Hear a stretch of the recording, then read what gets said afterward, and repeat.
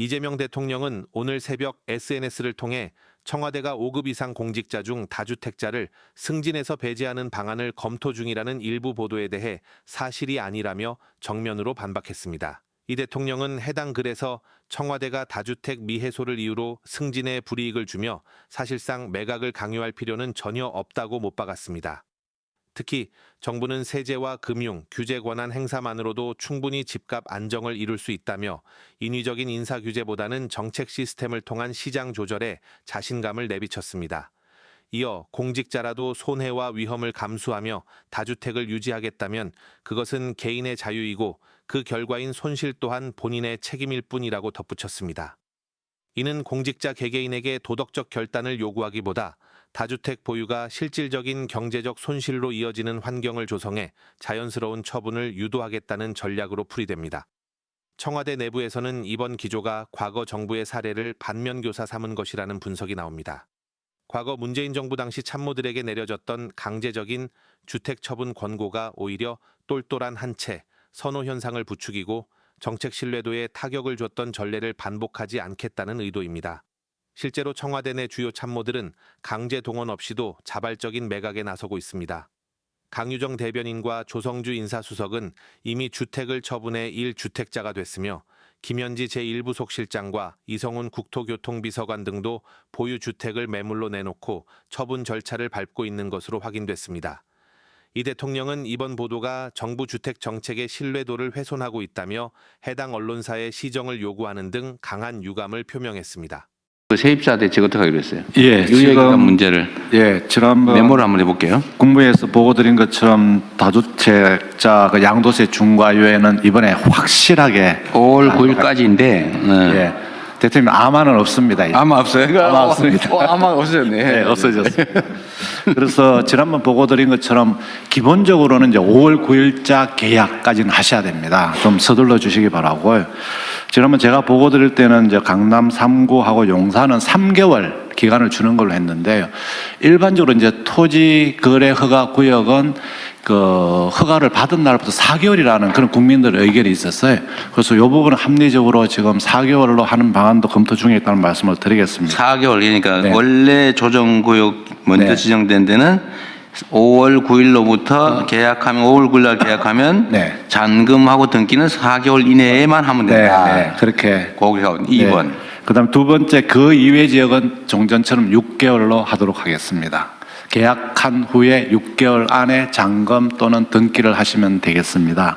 그리고 국민들께서 가장 관심이 높으신 게 집을 하나 내가 몇 채 들고 있는데 다 전세를 주고 있다. 내가 당장 못 들어가는데 어떻게 하느냐. 그래서 이런 국민들의 애로를 감안해서 그다음에 시장의 상황을 감안해서 그 임차인이 임대하는 기간 동안은 실거주 의무를 유예하고 그 임차 기간이 다만 끝나면은 반드시 실거주를 하셔야 됩니다. 그래서 이렇게 해서 국민들의 걱정을 들어드릴까 합니다. 그래서 이것은 모두 정리해서 네.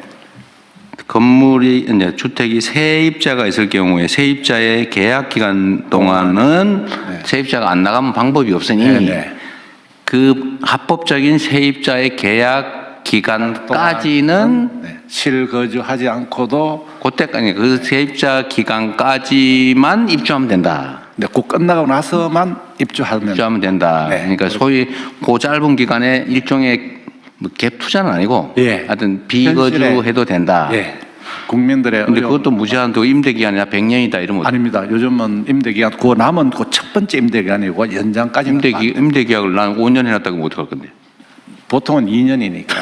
그럼 그것도 한도를 정해요. 예, 2년으로 하겠습니다. 2년. 5월 9일로부터 2년 이내에만 네. 실제 입주하면 된다. 네네. 그럼 허가 조건도 이제 우리가 네. 지침을 내려서 바꿔주면 되는 네, 거죠. 그렇게 지침을 개정. 세 번째, 세입자가 있는 주택은 최대 2년 범위 내에서 5월 9일로부터 그 당해 계약의 만기까지 네. 계약 기간까지 입주하면 되는 조건으로 계약하면 된다. 네, 그렇습니다. 그래서 이번 주에 시행령을 빨리 개정해서 이런 식으로 할 겁니다. 확실하게 하도록 하겠습니다. 확실하게 하도록 하겠습니다. 들어가자.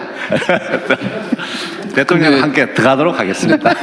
근데 부총리님 네. 아까 여기 의견 좀 말씀하십시오. 예, 세입자가 있는 경우에 예외적으로 허용하는 경우도 네. 부처 내 의견은 무주택자가 아, 무주택자가 이렇게 더하기. 하려고 할 경우만 허용하고 네, 그렇게 정리가 그것은 이렇게 됐잖아요. 됩니다. 이제 집을 그러면은 제가 이제 다주택자고 집을 팔게 되면은 이 사는 사람은 무주택자라야 됩니다. 왜냐 그러면은요.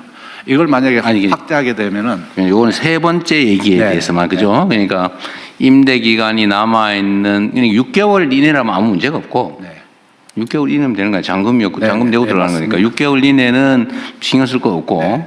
또 4개월 6개월 상관없는데 그 이상으로 임대 기간이 남아 있는 경우. 물건의 경우에는 네. 매수인은 네. 무주택자인 경우에 임대 기간까지 2년 범위 내에서는 허용을 한다. 이렇게 하잔 말이죠. 네, 맞습니다. 그리고 아까 대통령이 말씀하신 5년 그거는 본인이 실제 내가 거기에 거주하겠다고 말하면은 임대차 보호법상 그거는 그냥 계약갱신이 안 됩니다. 그러니까 네. 2년으로 딱 한정해도 됩니다. 그러니까 네. 그러니까 법 경제성장 최대 2년 범위 수입니다. 내에서. 네. 저기 그 발표일로부터 2년으로 지금 돼 있습니다. 그러니까 5월 9일로부터 2년이 아니고 이 정책을 발표한 날부터 2년 이렇게 지금 그렇지. 하는 것이- 그때 새로 세를 주진 않으니까. 네, 그렇습니다. 지금 다시 세를 주고 하는 이런 거는 발표 언제 할 건데요? 발표 이번 주에 이번 주에 네, 공식 대통령, 네. 그럼 이번 주로부터 네, 2년 2년. 범위 내에서 네네. 세입자 문제는 네. 복잡하네. 그러니까 해당되는 사람만 이해하면 되고 이게 이제 중개업자들이 머리 아프시긴 하겠네요.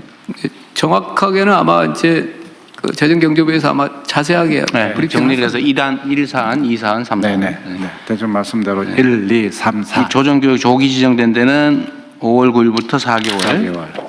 네. 9월 9일까지 잔금 내면 된다. 근데 그 외의 지역은 조정 지역은 11월 9일까지. 11월 9일까지로 하고 그 외에 세입자가 있는 경우는 세입자가 있는 경우에는 발표일로부터 2년을 최대 범위로 해서 네. 무주택자가 네. 사서 그 기간 안에 들어가면 그것도 다 허가해 네, 준다. 그렇게 되겠습니다. 그럼 됐고요. 네. 그다음에 이 얘기 나온 김에 이건 됐고 그러니까 매입 임대 등록된 주택, 다주택도 두 종류가 있잖아요. 그냥 내가 다주택인 경우하고 임대주택 등록을 하고 사업자 등록을 하고 하는 다주택하고 있는데 임대주택 등록을 하고 다주택인 경우에는 어쨌든 8년 임대해야 된다. 뭐 기간 제한도 있고 뭐 연 5% 제한도 있고 그 대신에 이제 취득세 깎아주고 종부세 그다음에 재산세 깎아줬고 양도세도 다주택 중과에서는 제외해줬다. 그죠? 근데 이게 지금 제가 보니까 좀 문제가 뭐 오피스텔이니 뭐 이런 연립주택 모르겠는데 수요가 많은 아파트의 경우는 네. 이게 일리는 있는데 그 제도 자체가 그 8년이 지났어요. 의무 임대 기간이 지났어. 근데 일정 기간이 아니고 그것도 무제한으로 뭐 무제한. 100년이고 1000년이고 또 중과도 안 하고 그럼 그때 샀던 사람은 300채, 500채 막 가진 사람도 많던데 그거는 양도세 중과 없이 뭐 한 20년 후에 팔아도 되고 뭐 이렇게 되잖아요. 네, 그렇게 현재는 되고. 그건 좀 문제가 있죠.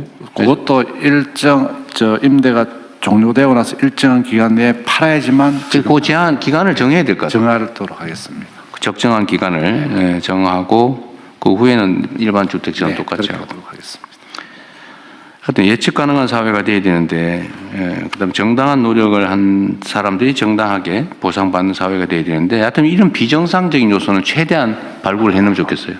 그래서 제가 아까 그 제도 개선을 할 때 각 부처에서 좀 노력을 해달라고 하는 게 하여튼 곳곳에 조금씩 이런 요소들이 있어요. 비정상적이거나 아니면 부당하게 누구한테만 유리하거나 이런 것들을 다 좀 찾아내 가지고 부처에서 할 수 있는 건 하고 안 되는 건 국무회의에 가져오시고 필요하면 입법으로라도 바꿔야죠. 그게 진짜 일이죠. 그래서 제가 쉬운 일부터 먼저 하자. 쉽고 간단한 일부터 빨리 하자는 이유가 이런 것만 하자도 엄청나게 많습니다. 각 분야에 이렇게 법률을 안 고치고 그냥 방침만 바꿔도 되는 일이 무수히 많아요. 그거를 뭐 이때까지도 열심히 했을 걸로 생각은 되는데 일단 다 좀 찾아내가지고 좀 모여서 브레인스토밍도 좀 하시고 의견들을 좀 들어서 또 그 이해관계자들 의견도 듣고 또는 뭐 시민단체든 아니면 우리 국민들 의견도 최대한 모아가지고 할 수 있는 작은 것부터 빨리빨리 고쳐 나가도록 하십시오. 이제 자리도 좀 다 잡았잖아요, 그죠? 이런 것도 저도 이렇게 맨날 이거 고민해요. 이거 어떻게 하면 이거 맨날 그 찾아내는 게 일인데 여러분도 각 소관 분야에서는 이렇게 해주시기 바랍니다.